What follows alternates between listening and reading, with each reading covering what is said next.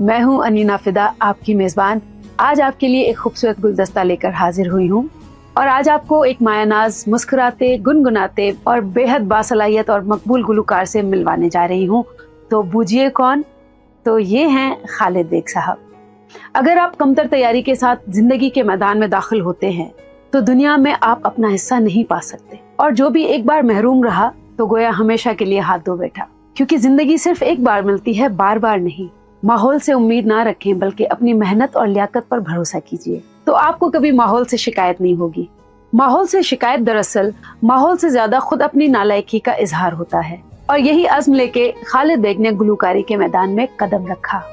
बहुत कम सिंगर ऐसे हैं जिनको ऊपर वाले ने बेपनाह गायकी की सलाहियत और आवाज की नुदरत से नवाजा है। बेशक इसमें गुलकार की अनथक मेहनत और काविश का भी बेहद दखल होता है, और ऐसे ही बाअज़्म और सलाहियत के मालिक जिन्होंने अपनी आवाज और गायकी के मुनफरिद अंदाज से अपना मुकाम बनाया। तो आइए मिलते हैं खालिद बेग से। अस्सलाम वालेकुम नाजरीन, जावेद इनाम आपका मेज़बान हाजिर खिदमत है। और आज जिन मेहमान को हम आपसे मिलाने ला रहे हैं वो गायकी में अपना एक बड़ा आला मुकाम रखते हैं। पाकिस्तान ही क्या, दुनिया भर के तमाम ममालिक में इन्होंने परफॉर्म किया है और बड़ा नाम कमाया है। ख़ास तौर से मोहम्मद रफ़ी जो इंडियन सिंगर हैं, उनके हवाले से इनका नाम बहुत ज़्यादा पहचाना जाता है। तो नाजरीन, मेरा ख्याल है मैं ज़्यादा देर आपके और इनके दरमियान रुकावट ना बनूं, तो आइए मिलते हैं खालिद बेग साहब से। सपने अब एक रंग है, ओ जहाँ भी ले जाए राहे हम संग है, ओ तेरे मेरे सपने अब एक रंग है, ओ जहाँ भी ले जाए राहे हम संग है। खालिद साहब, गायकी का सफ़र कब, कहाँ और कैसे शुरू किया और किन मराहिल से गुजरे, ज़रा आप हमारे नाजरीन को बताना चाहेंगे?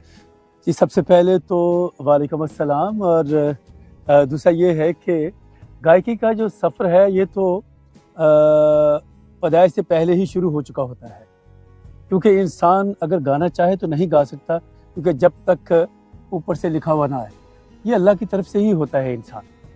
और बाद में फिर इंसान उन चीज़ों में आता है कि सीखने को कुछ मराहिल होते हैं, जैसे कि इंसान पैदा तो वो हीरा ही होता है, लेकिन उसको थोड़ा सा तराशा जाता है कि भाई इसकी थोड़ी सी नोक पलक ठीक की जाए तो फिर ये अपना वो ठीक हो जाता है। तो बचपन से ही ये शौक़ था, और शौक़ जो है वो बढ़ते बढ़ते जो है वो फिर काफ़ी आगे तक चला गया। ये सिलसिले तो आपको पता है ये ख़त्म होने वाला सिलसिला नहीं है। तो ये मौसीकी ऐसी चीज़ है कि ये इंसान अगर सारी ज़िंदगी भी सीखता रहे तो तब भी इसको पूरा नहीं कर सकता। कितनी तवील मसाफत रही, कब शुरू किया, कहाँ कहाँ गुजरे, कैसे कैसे गुजरे, थोड़ी सी तफसील इस पे जरा आप रोशनी डालेंगे? तफसील ये थी कि हमारे घर में एक ग्रामोफोन हुआ करता था, हमारे दादा जान का, मास्टर्स वॉइस। जी, मास्टर्स वॉइस। और वो हमारे घर में लगा करता था। वैसे क्योंकि हमारा घराना बड़ा मजहबी घराना था, लेकिन म्यूज़िक सुनते थे, गाने वाने के तो दूर की बात है, म्यूज़िक हम लोग सुनते थे कि म्यूज़िक क्या है और किस किस को उन्होंने सुनना है। और उन्होंने मोहम्मद रफ़ी साहब के रिकॉर्ड जो है वो रखे हुए होते थे 78 वाले, जो मार्बल के थे। तो दादा जान भी सुनते थे, फिर वाला साहब भी सुनते, फिर बड़े भाई, तो मुझे भी बस उन्हीं में ही रहा। और जब भी उन्होंने कोई लगाना और मैंने सुनना, और मुझे लता मंगेशकर साहिबा, मुकेश साहब के और भी जितने भी सिंगर हैं सबके थे, लेकिन ख़ास करके वो के.एल. सहगल साहब के, फिर पंकज मलिक साहब के, और इसी तरह जितने भी पुराने आए। लेकिन बात शुरू हुई कि जब मोहम्मद रफ़ी साहब को सुनना शुरू किया, वो जब उनको सुनना शुरू किया तो बस आहिस्ता आहिस्ता आहिस्ता आहिस्ता वो जो शौक़ था वो दिल में एक जगह बनाता गया।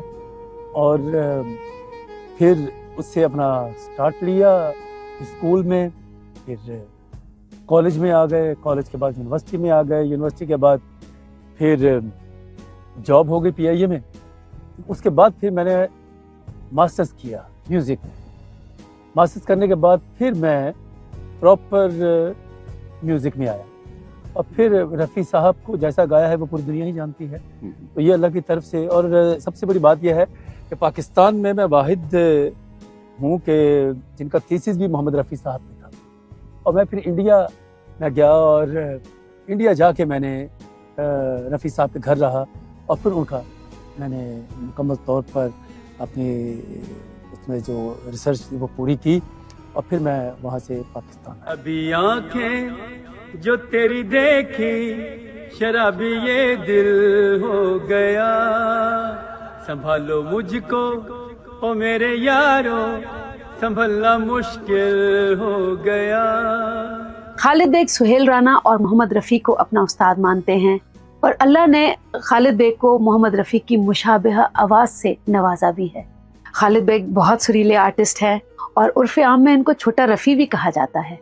آپ نے بے شمار اور بے حساب گانے گائے ہیں اور جن میں زیادہ تر رفیع صاحب کے گانے ہیں. جیسے آپ نے ذکر کیا کہ آپ نے تھیسس لکھی ماسٹرز کے دوران محمد رفیع صاحب پہ. جی عام طور سے کہا جاتا ہے اور سنا بھی جاتا ہے کہ یہ جو گائیکی کے شوق رکھنے والے ہیں جی وہ کسی استاد سے بھی سیکھتے ہیں.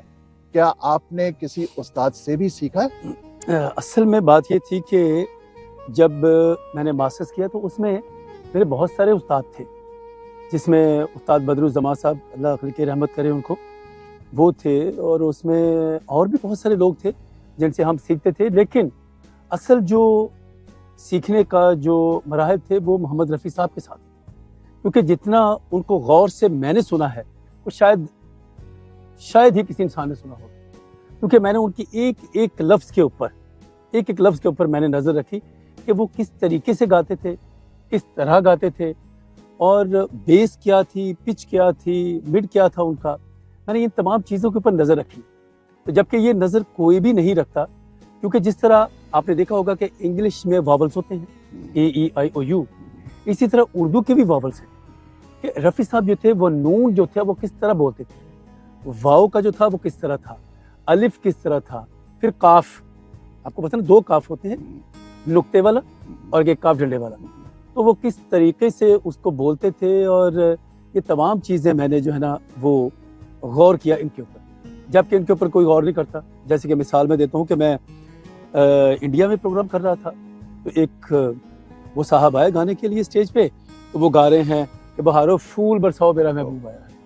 اب میں سوچوں کہ یار اب یہ دیکھیے ذرا کہ ان کی زبان میں اور ہماری زبان میں، یعنی کہ گانے آج تک جتنے بھی بنے وہ اردو میں ہی بنے ہیں. گو کہ وہ اس کو ہندی کا نام دیتے ہیں، لیکن گانے اصل میں اردو میں ہی بنے ہیں. اس کے لیے تمام جتنے بھی سنگرز ہیں سب نے اردو سیکھی ہے. لتا منگیشکر صاحبہ نے بھی اردو سیکھی پراپر، اور ان کا جو 2 نقطے والا قاف تھا اتنا خوبصورت تھا کہ بیان سے باہر ہے. اسی طرح رفیع صاحب نے بھی پراپر طریقے سے سیکھا، گو کہ وہ پڑھے لکھے نہیں تھے. اسی طرح نوشاد صاحب، اسی طرح مدن موہن صاحب کیونکہ پڑھے لکھے بھی تھے، انہوں نے بھی جو ادائیگی لفظوں کی ہے وہ بے مثال ہے. آپ پوری دنیا سے داد تحسین وصول کر چکے ہیں. آپ کی تعلیم گریجویشن ہے اور نام تو آپ جانتے ہی ہیں کہ خالد بیگ ہیں. مشاغل میں گائیکی، تیراکی اور سیاحت شامل ہے. بے حد خوش اخلاق ہیں اور باصلاحیت انسان بھی ہیں. گانا تو انہوں نے بچپن سے ہی شروع کر دیا تھا، یعنی کہ اسکول کے زمانے سے ہی وہ گا رہے ہیں، اور جو گانے ان کی آواز میں بے حد مقبول ہوئے ہیں اور انہوں نے کافی شہرت بھی حاصل کی ہے. ان میں تم جو مل گئے ہو اور لگ جا گلے شامل ہیں. غیر ملکی دوروں میں امریکہ، برطانیہ، Malaysia, Bharat, Japan, Dubai, Qatar, Saudi Arabia, Canada, France, Singapore, Oman, Germany اور دنیا کے کئی ممالک شامل ہیں. ان کے پسندیدہ گلوکاروں میں محمد رفیع صاحب، مہدی حسن صاحب، غلام علی، عائشہ جی، لتا جی اور نور جہاں شامل ہیں. ان کو بے حساب ایوارڈ سے بھی نوازا گیا ہے اور ان کی آواز کے لوہے کو بھی مانا گیا ہے. وہ نہ رہے جن کے لیے ہم تھے بے قرار، وہ نہ رہے جن کے لیے ہم تھے بے قرار. اب کس کا انتظار، اجی کیسا انتظار، وہ نہ رہے جن کے لیے ہم تھے بیگ صاحب آپ نے اپنے فنی سفر پہ کچھ تو روشنی ڈالی ہے، مگر لگتا ہے زندگی کافی طویل عرصہ آپ نے اس میں گزارا ہے، تو ہمارے ناظرین کو بتائیں کہ اور مزید کیا کیا آپ کے مراحل اور کیا کیا آپ کے وہ سیکھنے کے دوران مسائل جو بھی ہے، کن کن لوگوں سے آپ، لگتا ہے کافی آپ کے آئیڈلز تو بہت سارے ہیں جی، اور بہت سارے لوگوں کا آپ نے ذکر بھی کیا، لیکن میرا خیال ہے کیونکہ اتنا طویل سفر رہا ہے، میں چاہوں گا کہ مزید ناظرین کو آپ کچھ اور بھی بتائیں۔ ایکچولی سیکھنے کے جو مراحل ہیں وہ تو انسان کے چلتے ہی آتے ہیں، انسان سیکھتا ہی رہتا ہے کہ ساری زندگی یہ کام ایسا ہے، علم کا کام ایسا ہے کہ انسان ساری زندگی جو ہے وہ سیکھتا ہی رہتا ہے، کہ اس میں یہ نہیں ہے کہ یہ کہیں جا کے علم کا جو دریا ہے یہ رک جاتا ہے۔ تو یہ ایسا ہے کہ انسان کسی سے بھی سیکھ سکتا ہے، کسی بچے سے بھی سیکھ سکتا ہے کوئی چیز، تو یہ نہیں ہے کہ آپ کا عمر جو ہے وہ آپ نے ایک گزاری ہے اور اس کے مطابق آپ نے سیکھا ہے، تو یہ آپ رسیدہ عمر ہو کے بھی آپ سیکھ سکتے ہیں، یہ کوئی ایسا ضروری نہیں ہے۔ تو میں تو ہر شخص سے سیکھتا ہوں، بچوں سے بھی سیکھتا ہوں کہ کس طریقے سے جو ہے وہ میں دیکھتا ہوں کہ ان کی ڈریسنگ کیسی ہے، کسی کا بولنا کیسا ہے۔ آنکھوں میں بسا کر کوئی اقرار کروں، جی میں آتا ہے کہ جی بھر کے تجھے پیار کروں، اپنی آنکھوں میں بسا کر کوئی اقرار۔ اور جیسا کہ آپ نے سوال کیا کہ دوستوں کے ساتھ کیسا رہا، میں تمام دوست میرے بہت اچھے ہیں، وہ چاہے ملک کے اپنے ملک کے ہوں یا ملک سے باہر ہوں، تو جتنے بھی ہیں امریکہ میں، کینیڈا، انگلینڈ، آسٹریلیا، ہر جگہ پہ میرے بہت زیادہ دوست ہیں۔ میں اپنے ان دوستوں کا میں کیسے شکریہ ادا کروں کہ وہ بہت پسند کرتے ہیں، اور جو میرے فین ہیں ان میں ایکچولی وہ پیار تو محمد رفیع صاحب سے کرتے ہیں، لیکن ان میں مجھ میں وہ محمد رفیع صاحب کو دیکھتے ہیں۔